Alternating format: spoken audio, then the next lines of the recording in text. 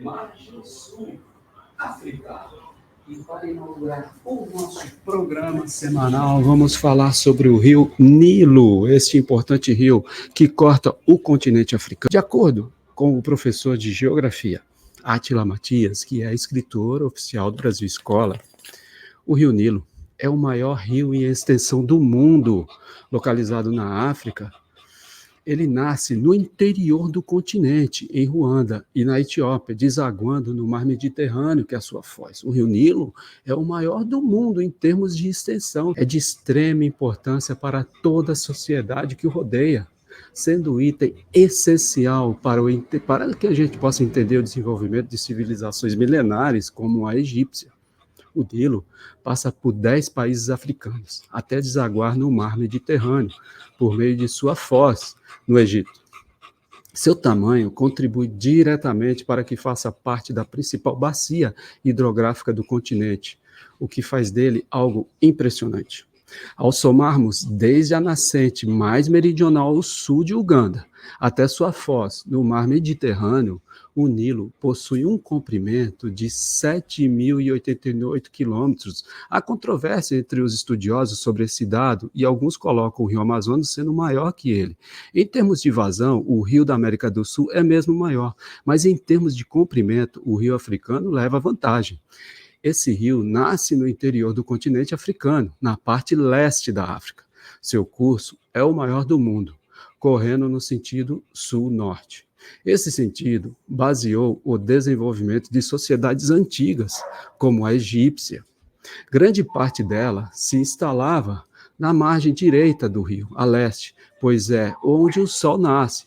Para os deuses do Egito, da mitologia egípcia, eles usavam o Nilo como transporte, o local onde o sol nasce seria propício para a vida. O rio Nilo tem sua origem em 2 grandes lagos, o Lago Vitória, em Uganda, e o Lago Taná, na Etiópia. O Vitória alimenta a grande afluente, o Nilo Branco. Já na Etiópia, o Nilo Azul, outro afluente, é reforçado com águas do Taná. Entretanto, uma nascente mais ao sul, em Ruanda, pode ser considerado o início desse poderoso rio. Essa nascente localiza-se na floresta Yungawe, mais meridional do Lago Vitória. Apesar de ser um rio extenso, sua vazão é baixa, isso devido ao clima árido de grande parte de seu curso, fazendo com que ele tenha um caudal médio anual de 3.100 metros cúbicos por segundo.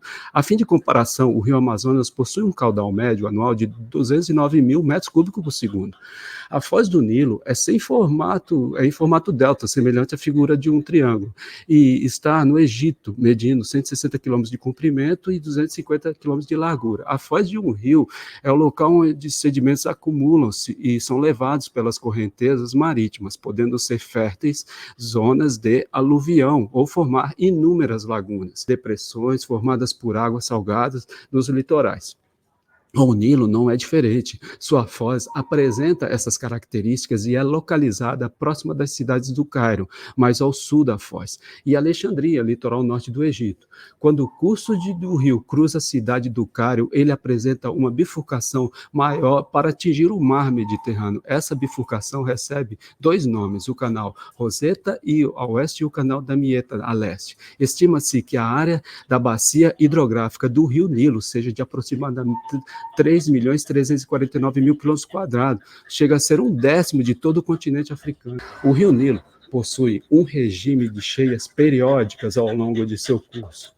Por ser perene, nos momentos de estiagem, suas margens tornam-se extremamente férteis devido aos sedimentos ali depositados durante a época das cheias. Em geral, o período de menor vazão do rio no seu baixo curso, mais próximo da foz, é durante a primavera, em meados de setembro e outubro. Por ser um rio que corre no sentido sul-norte, seu alto curso possui algumas características que na história foram utilizadas como fronteiras entre povos africanos. Das cataratas mais famosas do rio, 2 ganham destaque, Aswan e Khartoum. A primeira no Egito e a segunda no Sudão. Entre essas 2 cidades existem outras cataratas ao longo do curso do Nilo, mas essas 2 ganham destaque pelo potencial hídrico e por fazerem parte de 2 importantes cidades para seus respectivos países. Em Assuã, na década de 1890, foi construída a represa de Assuã pelos britânicos para represar grandes quantidades de água que serviram às bases inglesas na região durante o imperialismo europeu na África. Entre as décadas de 1950 e 1970, os egípcios expandiram-se, alterando o regime sazonal do rio. Alguns estudiosos alegam que essa represa possibilitou cultivos agrícolas em terras que antes eram desérticas. Além de amenizar as assustadoras cheias do rio na região, entretanto, a fertilização natural das margens foi drasticamente alterada, levando os produtores agrícolas a utilizarem cada vez mais insumos e agrotóxicos químicos. A represa de Assuã originou um grande lago, o Lago Nasser, em referência ao presidente egípcio da época, que era o Gamal Abdel Nasser. A represa foi construída para abrigar a hidrelétrica de Assuã, que atualmente gera energia para grande parte da população do Egito. O tamanho do Nilo está diretamente associado à sua importância para a sociedade africana. Em termos históricos, ele foi essencial para o desenvolvimento de uma das civilizações mais intrigantes e enigmáticas, a civilização egípcia. O clima árido e seco do Egito tornam a sua ocupação um grande desafio, mas graças ao rio e suas cheias fertilizantes, o desenvolvimento egípcio conheceu tempos de glória, riqueza e magnitude. Heródoto, grego, conhecido como o pai da história, denominou o Egito como uma dádiva do Nilo, em alusão à importância desse rio para o crescimento e consolidação dos egípcios enquanto sociedade imperial. Suas cheias movimentam os nutrientes do rio, trazendo à tona, durante o período de estiagem, grande quantidade de humus e adubo natural. Por isso, as cidades mais importantes dos países em que há o curso do Nilo estão suas margens ou em áreas próximas. Estudos históricos apontam que as margens do Nilo foram ocupadas desde o período paleolítico. As árvores próximas do rio dispunham de variedade frutífera, proporcionando farturas para os grupos humanos que nessa era ainda não praticavam a agricultura.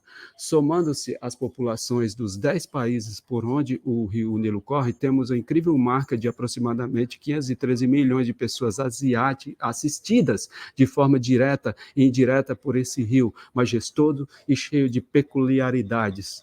Um dos graves problemas enfrentados pelo Nilo está no seu delta, devido às mudanças climáticas ocasionadas pela emissão e pelo acúmulo de CO2 na atmosfera.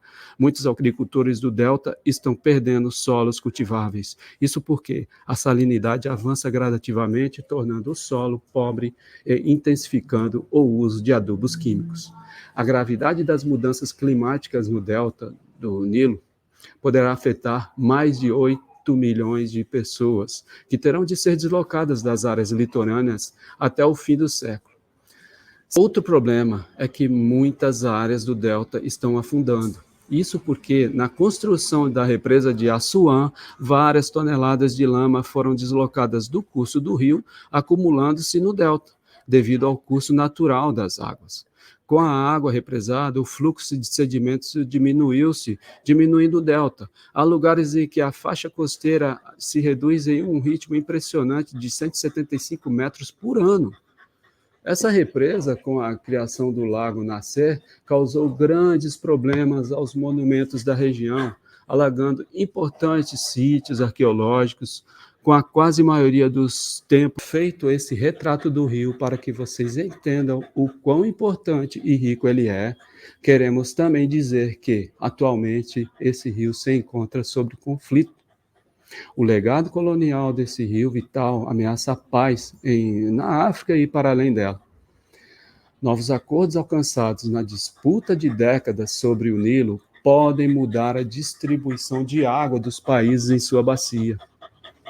Em um artigo publicado na Russian Today, é o canal russo banido do YouTube, mas que vocês podem acessar através do aplicativo Odyssey e também o site na internet, conforme vocês podem ver aí abaixo. A professora Tamara Rienkova, orientalista, professora sênior do Departamento de História do Oriente Médio, Universidade Estadual de São Petersburgo, especialista no canal África Árabe do Telegram. Segundo Tamara, no verão passado, um desenvolvimento significativo e um tanto inesperado ocorreu quando o Parlamento do Sudão do Sul ratificou o Acordo Quadro Cooperativo da Bacia do Nilo, CFA, também conhecido como Acordo de cerca de 14 anos após vários países da África Oriental terem assinado inicialmente o acordo. A ratificação do documento oficialmente colocou em questão os direitos históricos do Egito e do Sudão sobre a água do Nilo.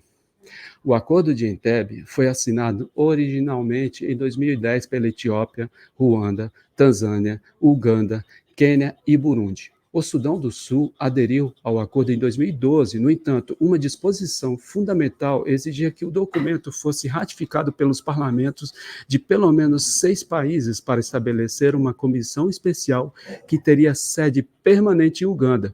Depois que o Sudão do Sul ratificou o documento, o quórum necessário foi finalmente alcançado.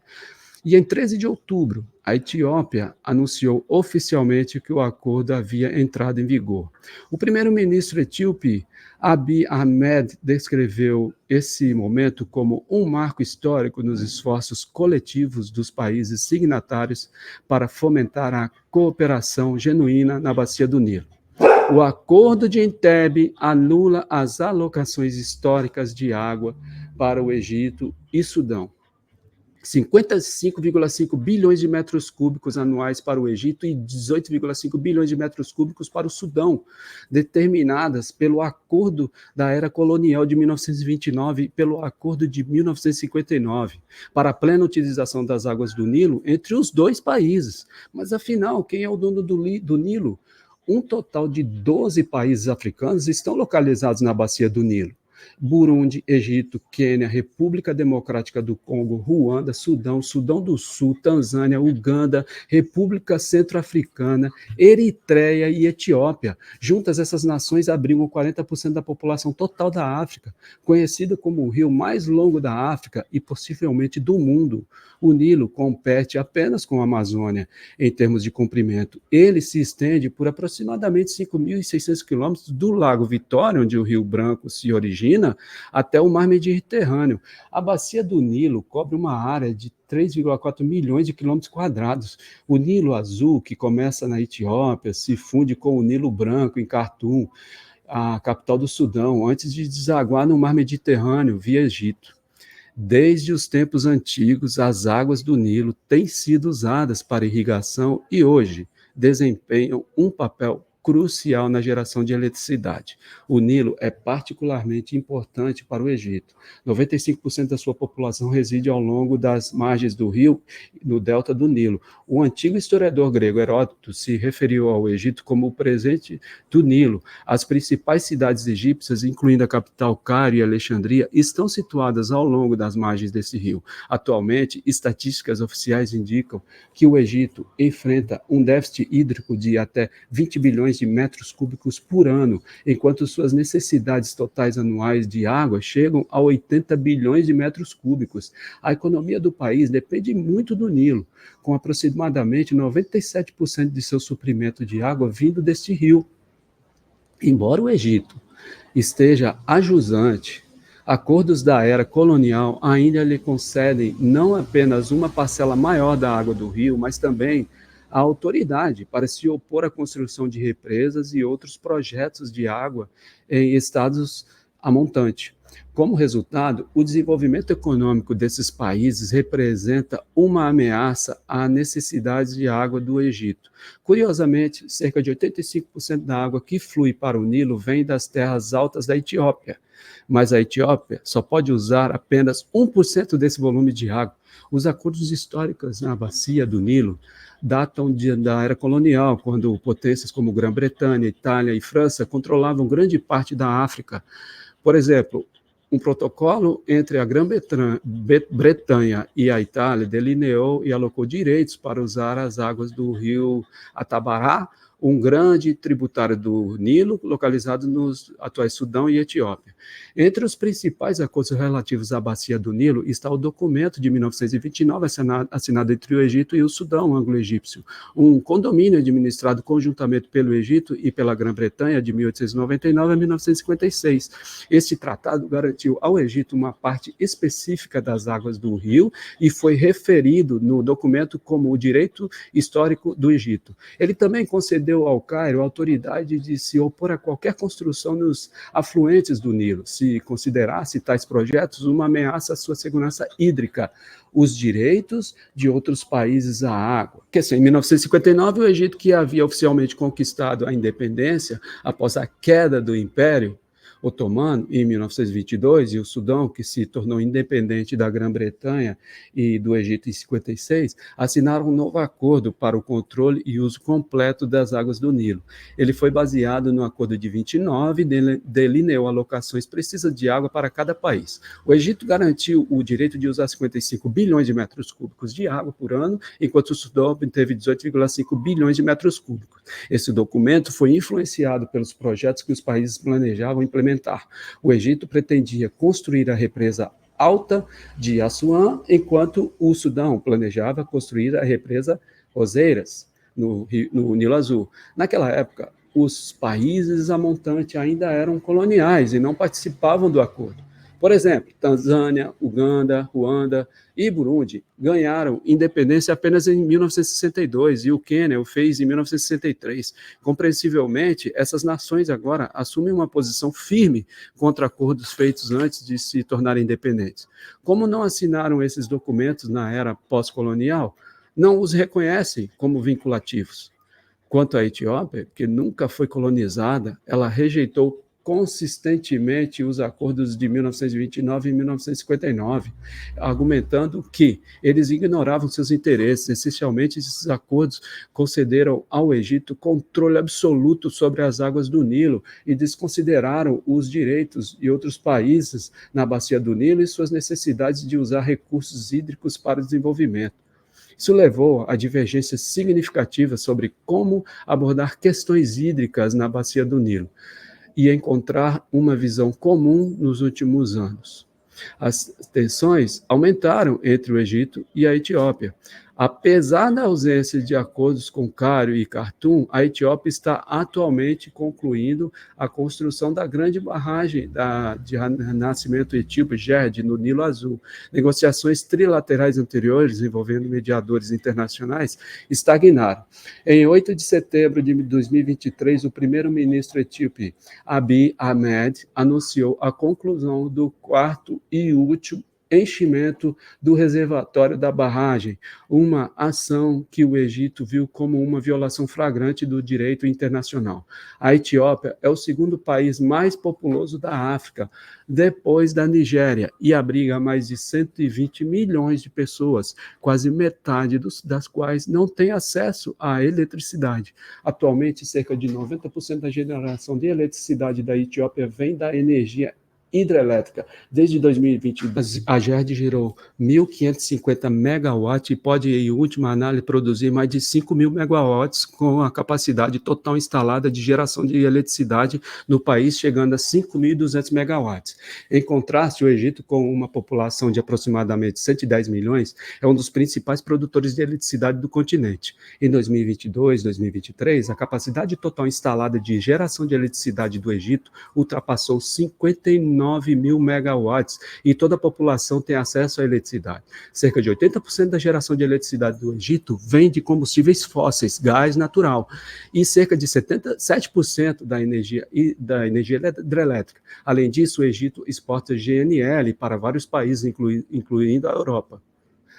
As nações a montante aderem à teoria da folha em branco, conhecida como princípio Julius Nyerere, nomeada em homenagem ao primeiro presidente da Tanzânia, que foi de 1964 a 1985. Quando assumiu o cargo, Nyerere escreveu uma carta ao ex-presidente egípcio Gamal Abdel Nasser, afirmando que a Tanzânia não reconheceria acordos assinados durante os tempos coloniais, particularmente aqueles relativos ao Nilo. Obrigava os países a montante a notificar os estados e a jusante sobre quaisquer projetos que pretendessem empreender. Essa abordagem foi posteriormente adotada por Burundi, Uganda e Quênia e ficou conhecida como princípio de Nyerere. Em contraste, o Egito manteve o princípio do direito internacional, conhecido como o UTI, que afirma que os países devem respeitar as fronteiras e os acordos que existiam nos tempos coloniais antes de sua independência, a fim de evitar conflitos e guerra. Os países a montante do Nilo adotaram o princípio de Nyerere e se recusam a seguir acordos estabelecidos durante a era colonial. O acordo de Entebbe inclui a frase "uso justo", que também incorpora a ideia de Nyerere. Notavelmente, esse princípio se alinha com a Convenção da ONU de 1997 sobre o direito de usos não navegacionais de cursos de água internacionais, que apela para estabelecer uma estrutura legal vinculada que defina o uso de recursos e estabeleça mecanismos para resolver disputas, procurando soluções. Então, na segunda metade do século XX, inúmeras iniciativas visando fomentar a cooperação regional na bacia do Nilo foram propostas. No entanto, a maioria desses documentos se concentrava em aspectos técnicos e não abordava a dependência dos países da bacia do Nilo, do Egito e do Sudão em relação à gestão dos recursos hídricos. Uma dessas iniciativas foi o levantamento hidrometeorológico de 1967 das bacias hidrográficas dos lagos Victoria, Kyoga e Albert, o projeto Hidromet, apoiado pelo Programa das Nações Unidas para Desenvolvimento do PNUD, e pelo Egito. Este projeto surgiu em resposta a um aumento significativo nos níveis de água do Lago Vitória no início dos anos 1960, o que levou a inundações severas. Ao longo de 25 anos, um trabalho substancial foi feito para reunir dados hidrometeorológicos e treinar um grupo qualificado de especialistas regionais. Além disso, um quórum regional foi estabelecido para permitir que os participantes discutissem questões técnicas relacionadas à bacia do Nilo. Curiosamente, a Etiópia não participou do projeto desde o início. Em 1992, ministros de recursos hídricos de 5 países da bacia do Nilo, do Egito, Ruanda, Sudão, Tanzânia e Uganda, juntamente com representantes dos Estados Unidos, estabeleceram o Comitê de Cooperação Técnica para a Promoção do Desenvolvimento e Proteção Ambiental da Bacia do Nilo. A República Democrática do Congo e outras nações a montante permaneceram como observadores. O comitê foi visto como um plano de transição com um cronograma de 3 anos, com base no qual uma instituição permanente deveria ser criada. Assim como o Hidromet, no entanto, o Tecnonil se concentrou em aspectos técnicos. Em 1999, 9 países, Egito, Sudão, Etiópia, Uganda, Quênia, Tanzânia, Burundi, Ruanda e a República Democrática do Congo, lançaram oficialmente a iniciativa da Bacia do Nilo, NBI, com Eritreia se juntando como observadora. A iniciativa visava estabelecer parcerias entre nações localizadas ao longo do Nilo que seriam baseadas em cooperação mutuamente benéfica e promover a paz e a segurança regionais. O Banco Mundial e outras organizações internacionais apoiaram esta iniciativa. Em maio de 2010, 6 países a montante, Etiópia, Uganda, Quênia, Tanzânia, Burundi e Ruanda, assinaram um acordo em Entebbe, Ruanda, que ficou conhecido como Acordo de Entebbe. O Sudão do Sul aderiu em 2012. Esse documento efetivamente anulou as cotas históricas de água do Egito e do Sudão, delineadas nos acordos de 1929 e 1959. O Acordo de Entebbe INTB exigiu que o documento fosse ratificado pelo parlamento de pelo menos 6 nações antes de que a Comissão da Bacia do Nilo, com sede permanente em Uganda, pudesse ser estabelecida. Essa comissão supervisionaria legalmente os direitos e responsabilidades relacionados à iniciativa da Bacia do Nilo, ao mesmo tempo em que garantiria a cooperação entre os Estados-membros na gestão sustentável e equitativa dos recursos hídricos, indo além do sistema de cotas anteriormente dominante. A Etiópia tem sido a campeã mais proativa dessa iniciativa. Por muito tempo, o trabalho no acordo estagnou. Etiópia e Ruanda se tornaram as primeiras nações a ratificá-lo em 2013. Tanzânia seguiu em 2015, Uganda em 2019 e Burundi ratificou o acordo em 2023. Para entrar em vigor, o acordo exigiu ratificação por 6 países e o Sudão do Sul se tornou a 6ª nação a aprovar o acordo de Entebbe em 25 de julho de 2024, 14 anos após a sua assinatura inicial. O Quênia continua sendo o único signatário cujo parlamento ainda não ratificou o acordo. De acordo com o texto do acordo, o documento entrará em vigor exatamente 60 dias após o 6º país ratificá-lo. E, em outubro, Uganda está programada para sediar a 2ª cúpula do Nilo. A primeira foi realizada em 2017, onde os países do Nilo, a montante, se reunirão para celebrar a entrada em vigor do histórico acordo quadro cooperativo e o estabelecimento da Comissão da Bacia do Nilo.